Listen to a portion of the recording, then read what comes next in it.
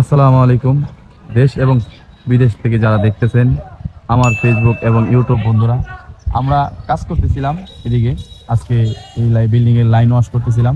তো লাইন ওয়াশের ফাঁক দিয়ে একটি বলার চাক ভাঙার জন্য একটি সাহসী, যা কিনা একটি দড়ির মাধ্যমে নেমে এই বলার চাকটা ভাঙার জন্য আপ্রাণ চেষ্টা করতেছে।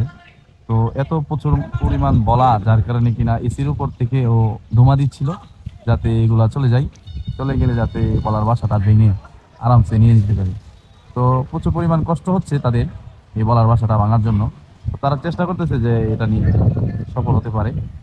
তো সবাই দেখতে থাকুন। যদি অবশ্যই ভালো লেগে থাকে অবশ্যই আমার চ্যানেলটি, ইউটিউব চ্যানেলটি সাবস্ক্রাইব করবেন এবং আমার ফেসবুক পেজটাকে ফলো করে আমার সাথে থাকবেন নিত্য নতুন ভিডিও পাওয়ার জন্য। তো সবাইকে অসংখ্য ধন্যবাদ। আমি আপনাদেরকে ওই ভিডিওটা দেখাবো যে বলার বাসাটা কিভাবে ভেঙে এই নিয়ে যায়।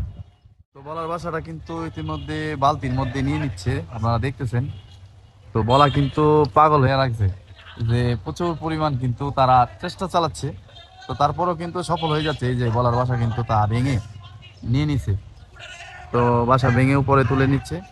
তো এটা সাহসীর পরিচয় ছাড়া আর কোনো কিছুই না।